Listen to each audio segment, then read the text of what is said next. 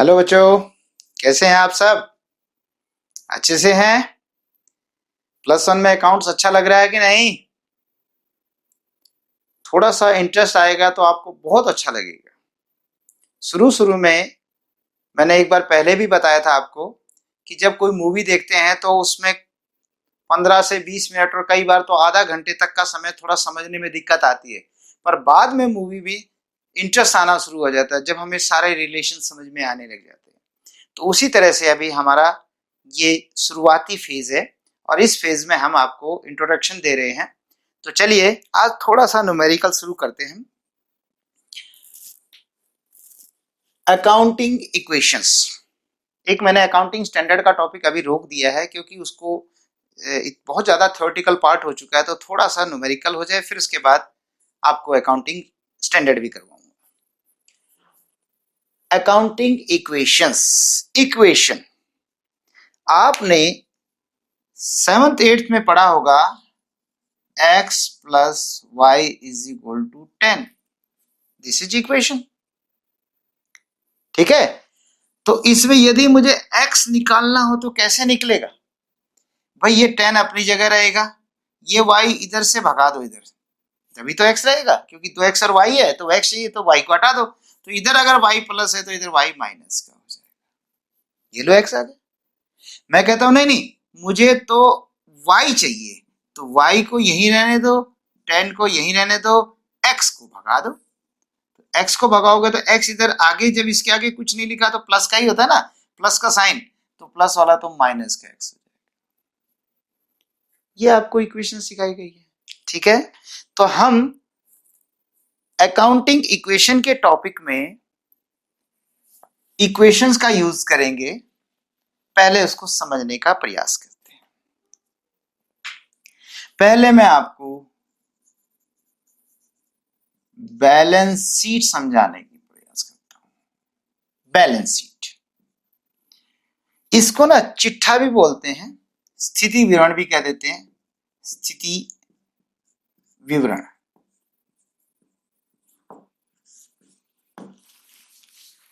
Balance sheet, इसको चिट्ठा भी कहते हैं। तय पे हलंत होता है और चिट्ठा, ठीक है। इस तरीके से इंग्लिश में बैलेंस शीट बोलते हैं। नाम देखिए, शीट जो कि बैलेंस है, बैलेंस शीट। इसको बनाने का तरीका देखिए, पहले ऐसे बनता है, यूं समझ लीजिए आपका जो पेज है, आपके पास तो लाइन वाले पेज होंगे ना, तो शुरू में लाइन के बाद एक सीधी लाइन आती है, उसको छोड़ दो, यानी उससे आगे का तो आप पार्ट छोड़ दो। उसके बाद जितना आपके पास पेज बचता है, जैसे ये आपकी कॉपी नोटबुक का पेज है, उसमें एक लाइनें तो ऐसे होती हैं, है ना, लेकिन एक लाइन या डबल लाइन, कई बार रेड कलर की पतली सी डबल लाइन करके ऐसे किया होता है, ओके। इसको छोड़ दीजिए, बाकी पेज को ले लीजिए। हाँ बच्चों, एक स्केल जरूर खरीद लेना, और स्केल छोटा नहीं, पूरा जो 1 फीट का स्केल होता है, 1 फुट का, वो स्केल खरीदिए।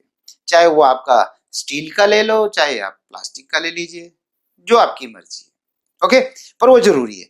और हाँ, अब क्योंकि आपको काम भी करना है, तो काम आपको बड़े रजिस्टर की जरूरत पड़ेगी। क्या कह रहा हूं मैं? जो लॉन्ग रजिस्टर होता है वो, और मोटा भी ठीक हो, बहुत ज्यादा मोटा नहीं, लेकिन इतना मोटा तो हो जिसको कहें कि लगभग 200 के करीब, 150-200 के करीब पेज तो होने चाहिए, क्योंकि हमारा आगे जब अकाउंट्स की क्वेश्चन करेंगे तो कई कई पेज भरेंगे, और छोटे कॉपी में बिल्कुल काम ना करें, ये हिदायत है। कारण क्या होता है, छोटी कॉपी में काम प्रॉपर नहीं हो पाता, क्योंकि जब हम रजिस्टर करते, देखिए बेटा, एक तो मुझे इस रजिस्टर में एक बार लाइन लगानी हो, और एक आधा पेज हो, उसमें लगाओ, फिर अगले में लगाओ, फिर अगले में लगाओ, तो बहुत समय लगता है। और फिर लगाना ही नहीं है, अगले पेज पे फिर जो ऊपर के जो टॉप में लिखना पड़ता है ना, उनके नाम वगैरह, वो अगले पेज पे फिर लिखने पड़ते हैं। तो जल्दी जल्दी जल्दी जल्दी आपको मेहनत ज्यादा करनी पड़ेगी, तो बेटर है शुरू से एक रजिस्टर लगा लीजिए। चले करते हैं स्टार्ट। ये आपका जो मैंने कहा, ये जो बाकी पेज बचा, इस पेज में आप सेंटर पॉइंट ले लीजिए। तो ये जैसे मेरा सेंटर पॉइंट, वहां पर एक लाइन लगाइए पहले, पूरे पेज पे नहीं, पूरे पेज पे नहीं, आप लगा लीजिए बस 6-7 लाइन तक, 5-6 लाइन तक का लगा लीजिए, शुरू में इतना ही बहुत है एक बार समझने के लिए। यानी जैसे लाइन ही नहीं होती ऐसे 1 2 3 4 5 6 ऐसे 6-5-7 लाइन का ही बहुत है। समझ में आ गया होगा? ये सेंटर पॉइंट है, एक लाइन लगानी सिर्फ एक। ये तो मैं बार बार इसके ऊपर पेन चला रहा हूं, आपको जरूरत नहीं है। उसके इसको सेंटर मान के आधा पेज इधर हो गया, आधा इधर हो गया। फिर क्या करेंगे, एक लाइन ये और लगाएंगे, लेकिन कितनी दूरी पे लगाएंगे? एक कहा जाता है कि जैसे किसी चीज को बनाने की रेसिपी होती है, रेसिपी माने जैसे कोई चीज बनानी हो तो उसमें लिखा होता है 100 ग्राम ये डालिए, 200 ग्राम ये डालिए, 50 ग्राम ये डालिए, 1 गिलास ये डालिए, और लास्ट में नमक के बारे में क्या कहता है? नमक के बारे में कहता है स्वाद अनुसार। नमक के बारे में नहीं कहता 2 चम्मच डालिए, नमक कहता है स्वाद अनुसार। अब मान लीजिए पहली बार कोई खाना बनाने की कोशिश कर रहा है रेसिपी को देख के, जिसे कोई पता नहीं है कि नमक स्वाद अनुसार कितना होता है, तो क्या पता वो इतनी मुट्ठी भर के डाल दे। मे भी वो कहता है जी मुझे लगता है स्वाद अनुसार तो इतना है। यानी जहां पे उसने पैरामीटर छोड़ दिया वहीं पर हमसे गड़बड़ हो गई। बाकी सब ठीक है, इतना ग्राम इतना इतना वो कर दिया, लेकिन वहां गड़बड़। तो इसीलिए मैं पहली बार पढ़ा रहा हूं तो आपको सेंटर पॉइंट ले रहा हूं, एक लाइन खींचनी है, ठीक है? एक लाइन ये खींचेगी पहले, फिर एक लाइन के बाद ही ये हो जाएगा। ऊपर तो बैलेंस शीट लिख दिया गया, अभी उसके नीचे और भी लिखेंगे। इसके बाद ये कहां पे करनी, मैं स्वाद अनुसार में नहीं छोड़ रहा आपको, आप यूं समझ लीजिए जो उसमें इंचेस होते हैं, ठीक है? इंच होते हैं ना, एक तरफ सेंटीमीटर होता है, एक तरफ इंच होते हैं। मेरे पास फिलहाल स्केल नहीं है, लेकिन अब आपका आइडिया बता देता हूँ। 1-1.5 से 2 इंच का आप सिस्टम बना लीजिए, यानी इतना चौड़ा बनाइए जिसमें आप जैसे मान लीजिए 17 करोड़ लिखना हो, इतना बहुत, यानी 10 करोड़ तक लिखने की आपके पास जगह होनी चाहिए। अब कोई कहे जी 10 करोड़ के लिए तो देखिए इतना इतना ऐसे लिखेंगे, नहीं बेटा, इससे तो क्या होगा, आपका जो ये पेज है, जैसे ये पेज का मैंने सेंटर पॉइंट ले लिया, ठीक है बेटा, ये ले लिया। अब बेटे मैं अगर इस खाने को बहुत चौड़ा बना दूंगा तो ये छोटा सा हो जाएगा, और चौड़ा करूंगा तो और छोटा हो जाएगा। इसलिए मुझे ये भी तो ध्यान रखना है, बहुत चौड़ा नहीं बनाना, बहुत छोटा नहीं बनाना। तो जिसको कहते हैं ठीक ठीक लिखने के बाद आपकी 17 यानी 3 2 5 2 7 2 9 8-9 डिजिट की रकम आपकी आ जानी चाहिए, ठीक है? तो 1.5 इंच से लेकर 2 इंच तक में आपका काम चल जाएगा। और रजिस्टर मैंने पहले बताया बड़ा इधर, और सेम इतना ही खाना इधर बनाना है, वो 1.5 से 2 इंच का। तो ये जो खाना है, ये कॉलम, ये जितना चौड़ा हो बढ़िया है, मतलब ये ठीक ठीक बन जाए, ये तो बड़े बनेंगे, बराबर नहीं बनाने। हाँ, ये सिर्फ रकम के लिए ये चौड़ा होना चाहिए। और अब इसमें बैलेंस शीट एज एट लिखा जाता है, एज एट 31 मार्च कॉमा, अगर आपको सन दिया हो, उसने बकायदा ईयर लिखा है तो ईयर लिख दो।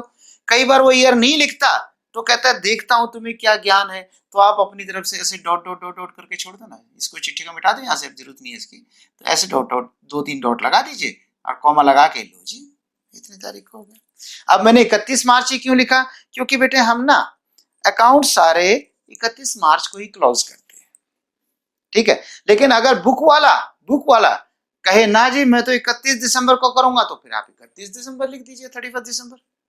पर एज एट लिखा जाता है, एज एट का मतलब होता है एक निश्चित तिथि को। ये मैं फिर भी समझाऊंगा जब आपको फाइनल अकाउंट कराऊंगा, यहां पर तो मेरा मकसद एक बार इक्वेशन करवाने का। 31 मार्च मान लीजिए 2020 है तो 2020 लिखा जाएगा, नहीं है तो भाई आप डॉट डॉट डॉट लगा के छोड़ दो, अपनी तरफ से काम पूरा कर दीजिए। अब रही बात इस खाने में क्या लिखा जाएगा, ये एक एक लाइन लगेगी बेटा, मैं तो बार बार लगा रहा हूं ना, इसलिए आपको ऐसा लग रहा है आपको तो एक ही बार में खींचना है।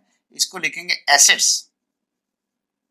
एसेट्स, एसेट्स को क्या बोलते हैं, संपत्ति। क्या कहते हैं इसको, संपत्ति। दोनों पेपर में नहीं लिखने, सिर्फ आपको एसेट्स लिखना है। मैंने बताया था ना इंग्लिश का जो डर है, ये देख लीजिए, एसेट्स लिखना है। एसेट्स आप 4 दिन लिखोगे, 5 दिन लिखोगे, वैसे ही याद हो जाएगा एसेट्स। और इधर लिखेंगे लाइबिलिटीज, LIABILITIES, लाइबिलिटीज, दायित्व। दायित्व नहीं लिखना है, बस आपको एसेट्स लिखना है, दायित्व। ठीक है बच्चे, दायित्व थोड़ा सा दिख जाए तो आपको, दायित्व, इधर एसेट्स, इधर लाइबिलिटीज। कैसे देखोगे? राइट साइड में एसेट्स, लेफ्ट साइड में लाइबिलिटीज। जब आपका चेहरा आपकी कॉपी की तरफ होगा तो एसेट्स, लाइबिलिटीज। यहां पर रुपीज लिखेंगे। रुपीज का आजकल हमारे पास सिंबल है तो हम रुपीज को रुपीज लिखें। देखिए कैसे लिखते हैं, आर बनाया, रे के बीच में डंडा, एक उसके ऊपर से, तो ये रुपीज है। ये तो आप जानते ही हैं। जब नहीं था तो तब हम अमाउंट लिख देते थे, AMOUNT, और चाहे अमाउंट भी लिख लीजिए, अमाउंट इन रुपीज, या रुपीज भी चलेगा तो भी चल जाएगा। ठीक है बच्चे, इधर रुपीज, इधर एसेट्स, इधर लायबिलिटीज। इसका नाम है बैलेंस शीट। बैलेंस माने बराबर। तो ये बेटा क्या होता है, इसमें दो साइड जो हैं दोनों हमेशा बराबर रहती हैं, दोनों हमेशा बराबर रहती हैं। अब ये बराबर कैसे रहती है, क्यों रहती हैं, अब मैं इसके बारे में आपको चर्चा करता हूं। देखिए बेटा, शुरू में बिजनेस बिल्कुल खाली होता है, यानी बिजनेस होता ही नहीं है। शुरू में कोई व्यक्ति जागते हुए सपना लेता है, सोते हुए नहीं। सोते हुए तो मैं भी रोज प्रधानमंत्री बन जाता हूं, लेकिन सुबह जब नींद खुलती है, ओहो मुझे तो आज का लेक्चर तैयार करना है। तो सोते हुए सपनों पे हमारा अधिकार नहीं होता, लेकिन जागते हुए, अब कोई कहना रावत सर लो ना सपना प्रधानमंत्री बनने, नहीं आ रहा, नहीं आ रहा। अच्छा एक डॉक्टर बनने का सपना लो, नहीं आ रहा, नहीं लिया जा रहा। अच्छा एक अच्छा टीचर बनने का सपना लो, हाँ ये लिया जा सकता है, क्योंकि मैं टीचर हूं तो मैं अच्छा टीचर बनने का सपना ले सकता हूं। मैं और इसी फील्ड में, जो मेरी कॉमर्स लाइन है, उसी में कुछ और करने का सपना ले सकता हूं, है कि नहीं। तो जागते हुए सपनों में हमारा नियंत्रण होता है, सोते हुए सपनों में तो हमारा खुद पे ही नियंत्रण नहीं होता, सपने पे तो क्या नियंत्रण होगा। तो जागते हुए किसी व्यक्ति ने सपना लिया, उसने दूसरों से बताया कि यार एक बिजनेस हिसार में खोला जाए तो, इस शहर में खोला जाए तो। किसी ने कहा बेको, नहीं चलेगा, नहीं चलेगा ये बिजनेस आपका, क्योंकि पहले ही बहुत सारे बिजनेस खुले हुए हैं। अच्छा, किसी ने कहा सर आपका आइडिया बहुत अच्छा है, अच्छे से चलेगा। तो जिसने हमारा साथ दिया हमने उनका साथ ले लिया, या कई बार हम अकेले भी बिजनेस कर सकते हैं। तो बच्चे शुरू में बिजनेस बिल्कुल खाली होता है, सबसे पहले सपना लिया जाता है, वो भी जागते हुए या सोते हुए। अब तो समझ गए होंगे ना कि जागते हुए। ओके, तो सबसे पहले मालिक सपना लेता है, फिर उसको पूरा करने के लिए मेहनत करता है, और सब उसमें बिजनेस में सबसे पहले लगाता है कैपिटल, पूंजी। भाई बिना पैसे के तो कुछ नहीं चलता, तो सबसे पहले मालिक पूंजी लगाता है। मान लीजिए उसने 1 लाख रुपए लगाया, ठीक है बेटे। अब ये लगाएगा कैसे, लगाएगा कैसे? पूंजी का मतलब कोई पूंजी थोड़ा लगाएगा, कोई पूंजी चीज थोड़ा है, नहीं है ना। वो लगाएगा रुपए, वो लगाएगा रुपए, और या रुपए की जगह कोई और चीजें लगा लेगा, वस्तु लगा लेगा, जैसे कि उसके घर पे कुर्सियां पड़ी हो, सीमेंट पड़ा हो, या घर की बिल्डिंग हो, जो कुछ भी है, लेकिन वो एक किस्म का मुद्रा के रूप में लगाएगा, है ना। लेकिन कोई कैपिटल, कोई चीज नहीं है। इसके बदले में लगाएगा कैश। मैं शुरू में कैश ले लूं, शुरू में, पहले सिंपल क्वेश्चन से चलते, फिर बाद में थोड़ा इसको कॉम्प्लेक्स में आएंगे। तो पहले कैपिटल है, कैपिटल का मतलब पूंजी, पूंजी मतलब पूंजी नहीं, मतलब लगाएगा पैसे ही। ओके, 1 लाख, पैसे कम पड़ गए, फिर उसने लोन ले लिया। अब वही बात है, लोन थोड़ा लगाएगा पूंजी। मान लीजिए उसने 50,000 का लोन ले लिया, तो 50,000 पे भी कैश ही लगाएगा कि नहीं। मैंने बताया ना शुरू में बैंक भी हो सकता है, लेकिन पहले शुरू में सिंपल क्वेश्चन से चले ना, एक बार पहले सिंपल से मान के चलते हैं, टेढ़ा तो हम बाद में बना लेंगे। तो 1 लाख लगाया, क्या था ये, कैपिटल। फिर उसने लोन ले लिया, क्या था ये, लोन। लेकिन दोनों बार रुपए कितने इकट्ठे हो गए, 1.5 रुपए। तो बेटा होता क्या है, ये चीज तो आपको दिखाई देगी, ये तो आप देख पा रहे हो ना। या तो रुपए होंगे, या उसकी जगह कुर्सी पड़ी होंगी, उसकी जगह मेज होगा, फैन होगा, व्हाट्सएवर या सीमेंट होगा, वो दिखाई देगा, अक्सर दिखते ही हैं। हालांकि ऐसी एसिड्स भी होते हैं जो नहीं दिखाई देती, पर चलिए पहले मोटे मोटे तरीके से चलते हैं। तो बेटा ये चीजें तो आपको दिखाई दे रही, ये चीजें तो हैं, लेकिन इनके पीछे कारण क्या बना? ये कैश कहां से आया? ये आया कैपिटल से। ये 50 कैश कहां से आया? ये आया लोन से। तो बात इसीलिए बैलेंस शीट कहा जाता है कि एसिड्स में तो एसिड्स लिखेंगे, जैसे कि ये कैश, जैसे कि कैश, और कैश को कैश अकाउंट कह देते हैं, हर एक के पीछे अकाउंट लिख देते हैं, तो ऐसे करके कैश या कैश अकाउंट कह दो। ठीक है, तो कैश अकाउंट पहले तो था आपका 1 लाख रुपया, ओके, और फिर 50,000 और बढ़ गया। पहले एक बार मैं यही 1 लाख लिखा, तो ये कैश किस बात का था? कैपिटल का। कैपिटल मेरा दायित्व है। क्यों है दायित्व? क्योंकि बिजनेस बिल्कुल खाली था, मालिक ने पैसा लगाया, तो मालिक ने क्या सोच के लगाया कि एक दिन इस 1 लाख रुपए से मैं 10 लाख रुपए बनाऊंगा और शायद 100 लाख बनाऊंगा। यस, यही सोच के बनाया। और बिजनेस का दायित्व तो बनता है कि एक दिन मालिक को इसको सूद समेत लौटाए, यानी ब्याज भी दे, फालतू भी दे, खूब कमाई करके दे। तो इसलिए ब्याज बिजनेस एक लायबिलिटी मानता है कैपिटल को, तो कैपिटल को इधर लिखा जाएगा कैपिटल लायबिलिटी। कैपिटल लायबिलिटी है, लेकिन जब मैंने लायबिलिटी पढ़ाया था तब मैंने कहा था कैपिटल लायबिलिटी नहीं है, अब भी कह रहा हूं ये इंटरनल लायबिलिटी है, ये बाद की देने की है, तकाजे की नहीं है, बाहर वालों की नहीं है। तो हम दो तरह की लायबिलिटी मानते हैं, external liability, internal liability. External जो बाहर की देनी है, और जो अपना देना है वो इंटरनल होगा। ठीक है, तो ये कैपिटल एक किस्म की लायबिलिटी है, लेकिन वो इंटरनल लायबिलिटी है। ठीक है, इंटरनल लिख दूं मैं, इंटरनल लायबिलिटी, या वैसे एग्जाम में नहीं लिखते इसको, इंटरनल लायबिलिटी। कैपिटल क्या है? इंटरनल लायबिलिटी है। ओके, तो कितने की लायबिलिटी है? 1 लाख रुपए की। अच्छा, एक और बेटे, मैं आप कॉमे लगाना सिखा रहा हूं आपको। हम ना, जैसे मान लीजिए मैं यूं लिखूं,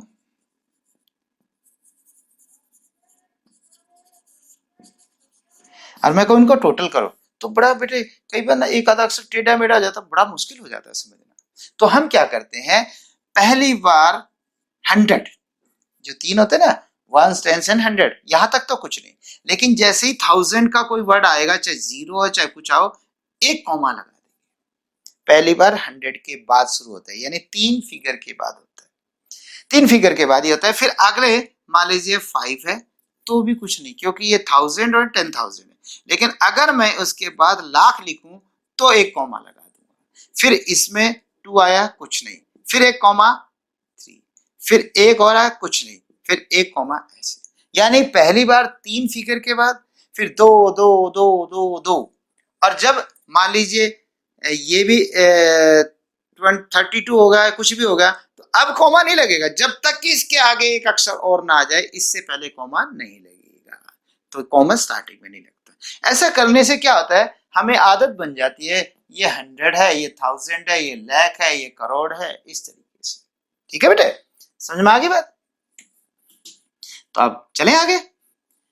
तो मैंने कहा कैपिटल लगाई 1 लाख, तो एक तरफ कैपिटल लिखा जाएगा, एक तरफ कैश लिखा जाएगा। ओके, अब ये मत कह देना ये 2 लाख हो गया, 2 लाख नहीं, वहां 1 लाख ही है।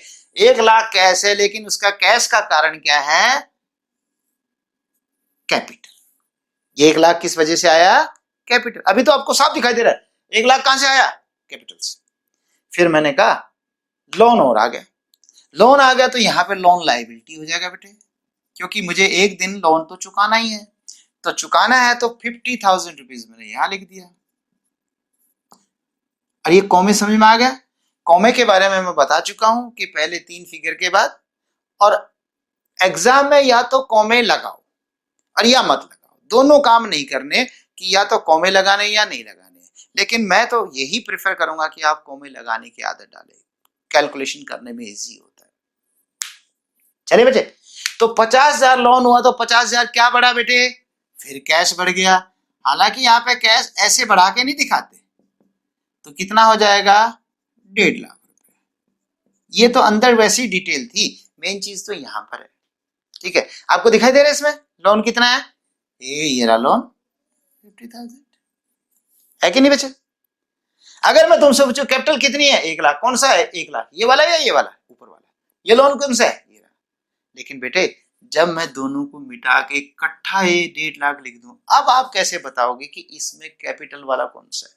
चलो अब भी कह सकते हो सर इस केस में 1 लाख तो कैपिटल का है, 50,000 लोन का है। अब भी समझ में आ रहा है?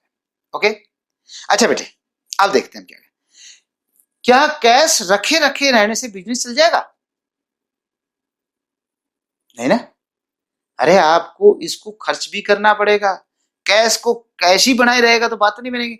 आपको क्या करना पड़ेगा, शायद हो सकता है आपको एक फर्नीचर खरीदना पड़ जाए, क्योंकि जब ऑफिस बनाओगे तो चलो बिल्डिंग किराए पे भी ले ली, मान लेते हैं किराया दे देंगे कोई बात नहीं, लेकिन ऑफिस जो बनाओगे तो आपको चेयर बेंच वगैरह तो चाहिए ना।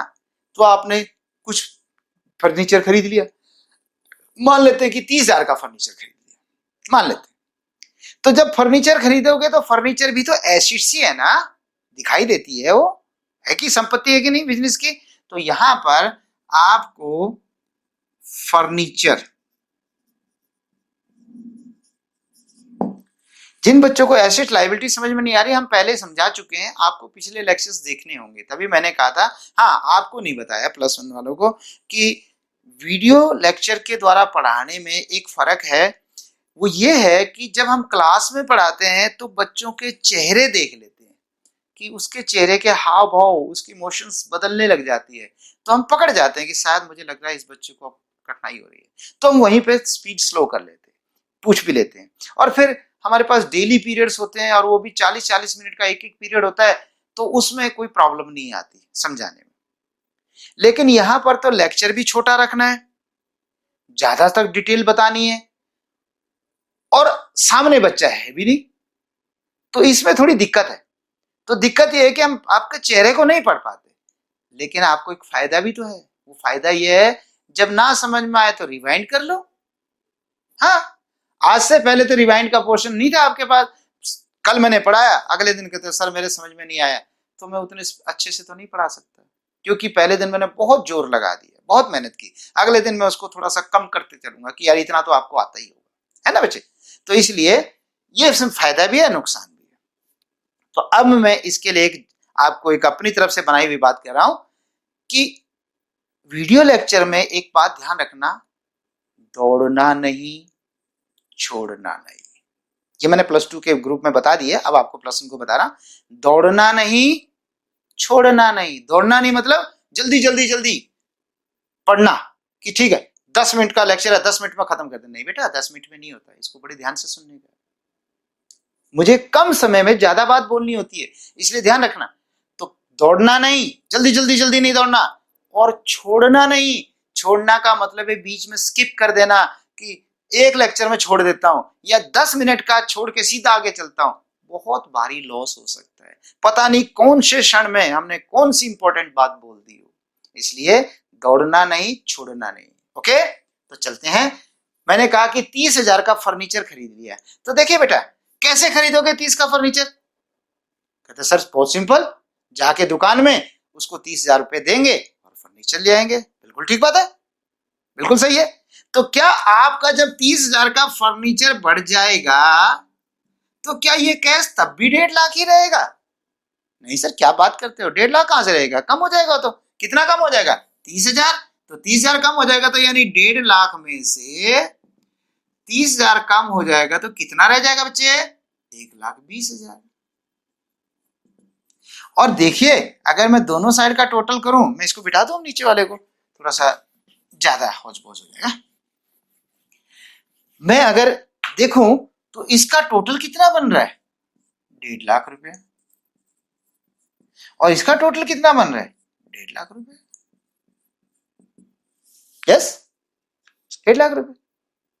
तभी तो इसको बैलेंस शीट बोलते हैं कि बराबर आती है। और मैंने बताया यही चीजें होती हैं, असल में ये इन वजह से आई है। अब देखना, अब आप बता सकते हैं मेरा 1 लाख रुपए कैपिटल कहां है? आप कहोगे सर ये ना 1,20 में। ओके, तो लोन वाले से पूछा लोन, तेरा लोन कहां है? वो कहेगा ना ये रहा 50 मेरा इसमें, वो भी करा इसी में। नहीं बेटे, देखिए जो 30,000 का फर्नीचर आया है वो भी या तो लोन वाले पैसे से आया है, कैपिटल से आया है, कुछ लोन से कुछ कैपिटल से। अब तो मैं नहीं बता सकता किस में से क्या है। चलो एक और कर लेते हैं। अब हमारे पास 1,20,000 बच गया। अब हमने कहा अब तो माल खरीद के ले ही आते हैं क्योंकि बेचना भी तो है ना। तो हम माल खरीदने जाते हैं। तो मान लीजिए हमने 50,000 का माल खरीद लिया। तो माल खरीदोगे तो यहाँ पर गुड्स हो जाएगा। वैसे गुड्स अकाउंट लिखते नहीं है। गुड्स किसको बोलते हैं बेटे? जिस चीज का व्यापार किया जाता है उसको गुड्स कहते हैं। फिलहाल के लिए मैं एक बार गुड्स कह रहा हूं, नहीं तो यहाँ पे आप स्टॉक भी कह सकते हैं। जो माल बचेगा उसे स्टॉक कह सकते हैं। गुड्स, फिलहाल गुड्स समझाने के लिए। तो गुड्स 50,000 रुपए का आ गया। ओके, तो क्या आपका 50,000 का माल आ गया तो आपका कैश कम नहीं होगा? होगा ना, कम होगा। तो कम होगा तो आपका 50,000 और माइनस हो जाएगा। तो जहां 1,20 बचा था उसमें से 50 कम हो गया तो कितना बच गया? 70,000। अब बताओ बच्चे कि ये कैपिटल किस में है? ओहो सर, अब तो कंफ्यूजन होने लग गया। पहले तो मैं कहता था कैपिटल इसमें, फिर मैंने कहा चलो जी इन दोनों में, अब मैं कहूंगा तीनों में, और फिर दूसरा कहता है जी मेरा भी तीनों में हो सकता है। तो टेंशन लेना भी नहीं है।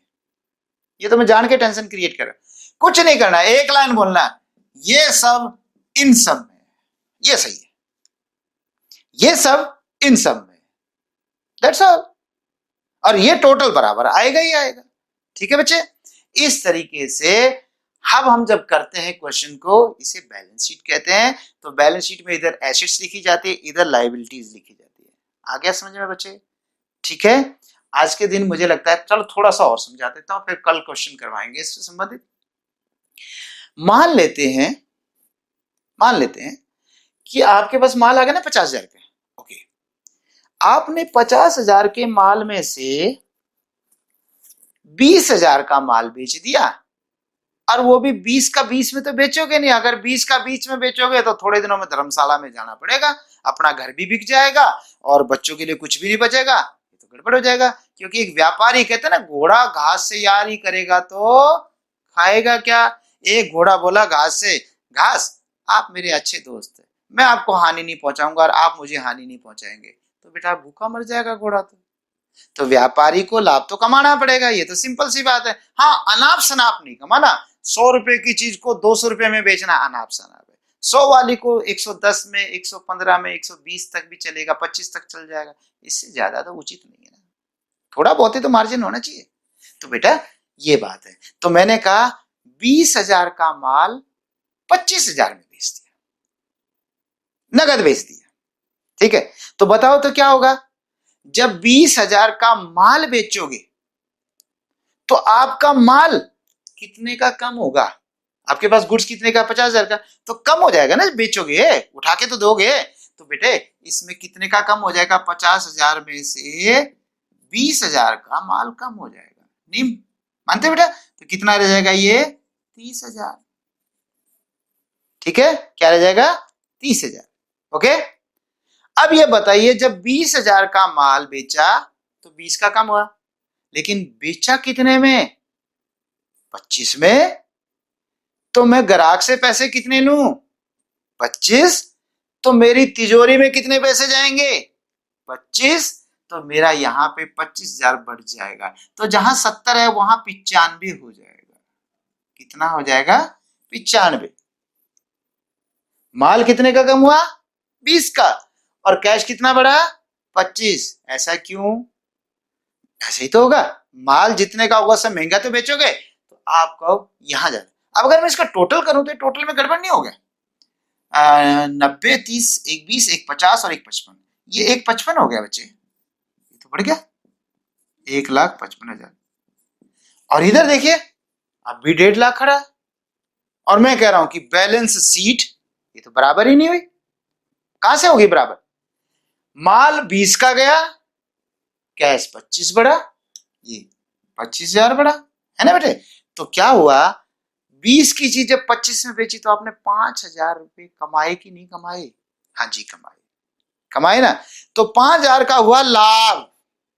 क्या हुआ? 5,000 का लाभ। अब वो लाभ या तो इसको दे दो कि भाई ये लाभ तू ले ले, या इस मालिक को दे दो। आप क्या कहते हैं, किसको दे दो? दोनों को दे दो। वाह भैया, लोन वाले को क्यों दूं? लोन वाले को तो ब्याज दूंगा, क्योंकि लोन वाले को तो ब्याज मिलना ही मिलना, चाहे मैं उस पर कमाऊं चाहे ना कमाऊं, तो देना ही देना। हाँ, मालिक ही तो रिस्क उठाता है। और एक बिजनेस का नियम सुना होगा, higher the risk higher the profit, lower the risk lower the profit. जितना ज्यादा रिस्क उठाओगे उतना ज्यादा लाभ।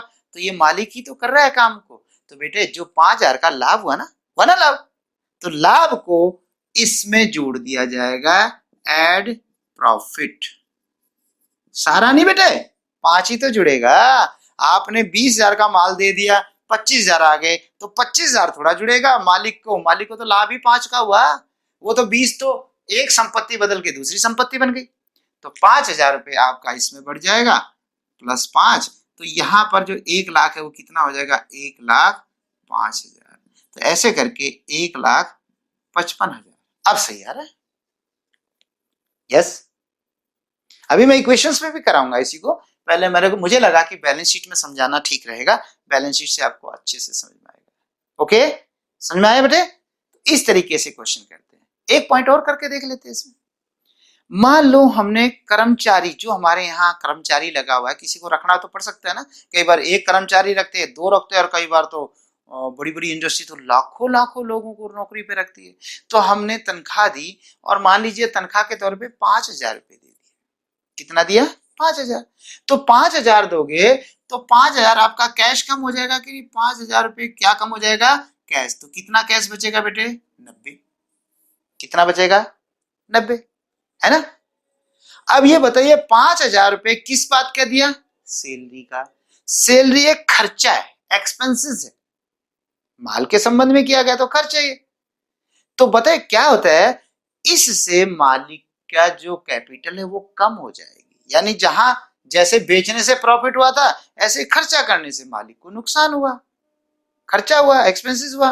तो बेटे मालिक की कैपिटल कम की जाएगी, तो 5,000 रुपये सैलरी की, यानी सैलरी जो है वो कम होगी। तो अब मालिक की कैपिटल 1 लाख होगी, तो ये 1,50,000 होगी, तो ये भी तो 1,50,000 हो गया।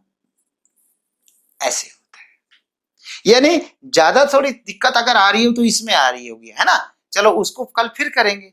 मोटी सी बात है, जितने का चीज गया अगर उतना ही आए फिर तो ठीक है, लेकिन अगर उससे ज्यादा आ गया तो प्रॉफिट हो गया, तो मालिक की कैपिटल बढ़ गई। बाय द वे कम आए, कम भी तो आ सकता है, आपकी मर्जी थोड़ा चलती है। कई बार पुरानी सी सड़ी हुई, मान लीजिए एक आइटम है जैसे कि प्याज खराब हो गया है, और आप तो खरीद के लाए 30 रुपए किलो, आप चाहते हो 35 रुपए किलो बेचना, कोई कहता मैं तो नहीं लेता। तो कई बार आप कहते हो चल आप 25 में ले लो, 20 में ले लो, तो बेचना पड़ता है नुकसान में भी। तो बेटा जितना कम आया वो नुकसान हुआ, तो वो मालिक की पूंजी में कम ज्यादा होगा। ठीक है, तो ये आपको एक परफॉर्मा समझाया है। अभी तो बेसिक समझाया, फिर आगे क्वेश्चंस कराऊंगा, इक्वेशंस कराऊंगा। ठीक है बेटे, ओके, बाय बाय। और कोशिश करना हर बात को ध्यान से पढ़ना, और वही बात मंत्र याद रखें, दौड़ना नहीं, छोड़ना नहीं, और डटे रहना। ये लो और फालतू जोड़ दिया, डटे रहना भी जरूरी है। कई बच्चे ना मैदान ही छोड़ देते हैं। एक बार सुना होगा आपने, winners never quits and quitter never wins. Winners जो जीतने वाले होते हैं वो कभी मैदान नहीं छोड़ते, हारते हैं फिर करते हैं, हारते हैं फिर कोशिश करते हैं, लेकिन मैदान नहीं छोड़ते। और क्विटर नेवर विंस, और जिसने मैदान ही छोड़ दिया वो जीत ही नहीं सकता। तो मैदान नहीं छोड़ना, तो डटे रहना है। Okay, that's all, bye bye.